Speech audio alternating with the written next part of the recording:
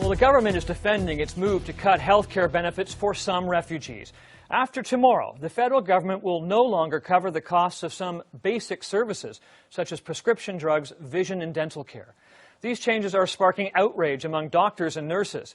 And now Ontario's Health Minister Deb Matthews warns the changes could put even more pressure on an already overstretched provincial healthcare system. So who exactly is losing coverage and why?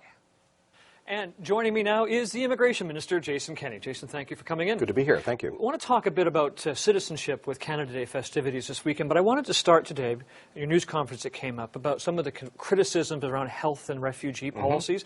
Deb Matthews from Ontario wrote a letter to you where she said that she felt that your decision about cutting back on how people would be accessing the healthcare system in the future says that your decision to revoke funding for medications and other early health care interventions for refugee claimants. The result is that many people in Ontario, including children, will be denied health care until they are in need of emergency treatment.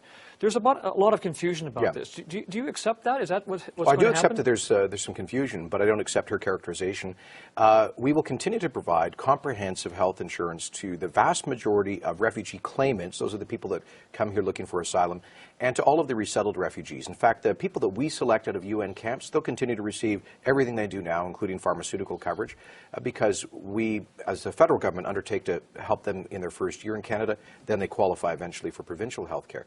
But what we're saying is that asylum claimants will no longer receive supplemental benefits like dental, eye care, and medically unnecessary pharmaceuticals. In other words, they will receive the same package of taxpayer-funded insurance for comprehensive health care that all Canadian residents and citizens receive from their own government. So I would say to Ms. Matthews, why is she suggesting that the federal government has an obligation to provide supplemental benefits to even failed, rejected asylum claimants that they're not providing to Ontario residents? It seems a little bit hypocritical to me. But a lot of the people who come here would be poor, would have different needs than the ordinary Canadian citizen. So are you saying that those people will still continue to receive the kinds of help that people who are on welfare, for example, in Canada will receive? I don't know what provinces do with respect to welfare, and if provinces want to give extra benefits to low-income people, that's their decision.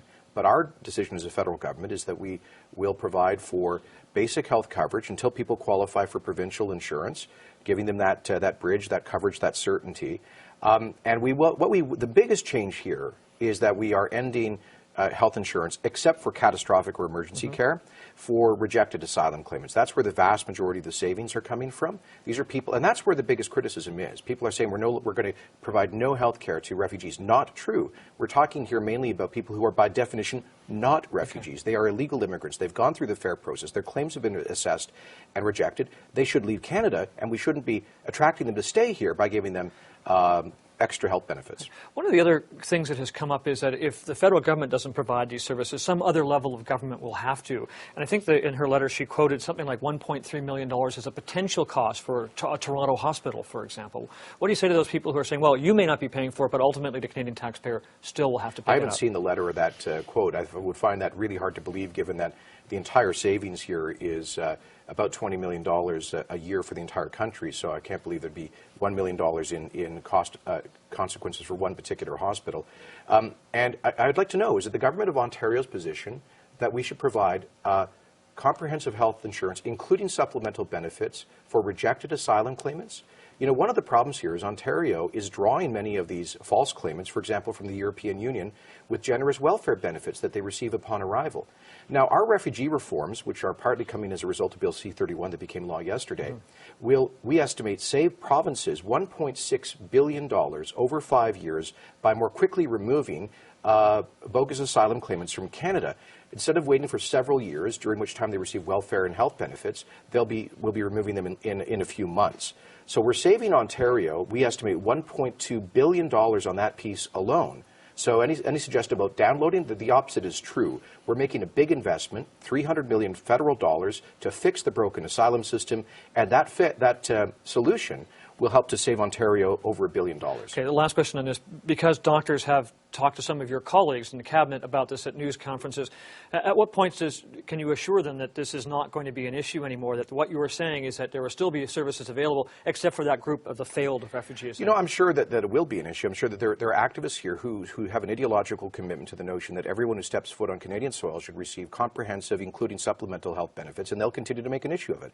I'm sure that at some point in the future, if a rejected asylum claimant who's illegally in Canada doesn't get medication or something, there'll be a press conference about it, and we'll just say calmly that neither do visitors, neither do foreign students, neither do illegal immigrants. There is a limit to our health resources, and we should focus those resources on bona fide refugees and on Canadian residents. You've said that most Canadians support you on that. Where do you base that? Well, anecdotally, I mean, I haven't seen any polling on this, but any member of Parliament, if they're honest, will tell you that this is one of the top issues. They get the notion that there are too many people taking advantage of Canada's generosity. Okay.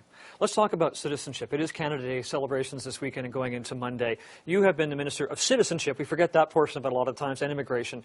Over the time you've spent in this post, how have the values changed about citizenship?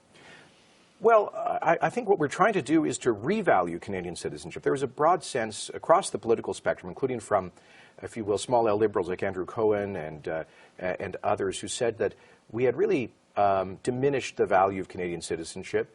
And that's why we're, for example, putting more substance into the requirement that new Canadians have a knowledge about Canada and its historically grounded values, and symbols, and institutions. We're also combating those who tried to get citizenship fraudulently, that weren't actually living in the country. And we're actually ensuring that the legislative requirement that new Canadian citizens speak one of our two languages is consistently and fairly applied. Those things are not designed to make citizenship more difficult to get, but to increase the value of it. We are ambitious for new Canadians to integrate. That last step they take in fully joining our political community as citizens is so important. We want it to actually have some meaning, and that's why we've invested in revaluing Canadian citizenship. We had a poll yesterday done by Nick Nanos for Power and Politics, and he talked about citizenship. And what it said is this. In your opinion, which of the federal parties, if any, is the most sensitive to the needs of new Canadians? And the results were NDP 19.9%, Conservative 17.9%, Liberal 17.1%, None 9.7%, Unsure 31.2%. Now, you're the person who has really been the front person for a lot of the efforts that the government has made, if not almost all of them. What do you think of those results that the NDP now is surpassed you in terms of who's most sensitive to their needs? I wouldn't read it that way. Look, we won this support. We think of about 40 to 44% of new Canadians, that is to say people born abroad, in the last election. Although there was some evidence that the NDP did slightly better amongst very recently arrived people, it's true that those folks tend to be lower income. They tend to be in urban core areas. So I think that's more about demography. So I think when you ask the question, new Canadians, a lot of well-established immigrants will think about people that just recently arrived. And so my point is, it's wrong to think kind of monolithically about all people born abroad in Canada. Some are more engaged, have a bigger stake in the economy. Mortgage-paying small business people who are immigrants are more likely to be conservative, perhaps, than folks that just arrived and are on social assistance. Do you think the impact of the changes you've been making, though, will have some impact in terms of how people perceive this government's approach to new Canadians? Yes, I think it enhances the support that we have. All of the measures that we've been taking to reinforce the integrity of our system, combat bogus asylum claims, human smuggling, fraud, immigration marriage fraud, abuse of our country's generosity. I'll tell you, these things are massively supported amongst new Canadians. I've been, for 5 years now, in nonstop dialogue with the diversity of our cultural communities. And it's new Canadians who have the greatest stake in the integrity of our system, who most resent those who seek to abuse it and cut corners, cut the queue. And that's why, one of the reasons, quite frankly, why politically we have been willing to take some ostensible risks in reinforcing the integrity of our system. Yeah. And you look back, and I asked you about the values. When you look at these new generation of Canadians who are here, what do they tell you about the things that attracted them to Canada, what they hope for when they come? Opportunity. People don't come here to live through a university seminar on diversity. They come here to pursue economic opportunity first and foremost. And they want to pass on to their children a better standard of living here than they could have back in their country of origin. And if we're falling short it is, in this area, it's that there are too many barriers to economic integration, credential recognition, and a number of other things. That's why we're so focused on immigration reforms, to make equality of opportunity not just a political slogan, but a lived reality for new Canadians. Okay. One last question, because it's in the news now. There's reports that a Canadian worker may have been kidnapped in Africa. Can you give us any information about what we know about this person and what's being done? Well, we are aware of reports about a kidnapping in Kenya, and I understand the Department of Foreign Affairs is in contact with partners in the region. We don't comment on specific cases because raising the profile of them can actually be counterproductive, but you can be assured that the government will do whatever is required to address the situation. All right. Jason Kenney, thanks so much. Thank you. Have a great weekend.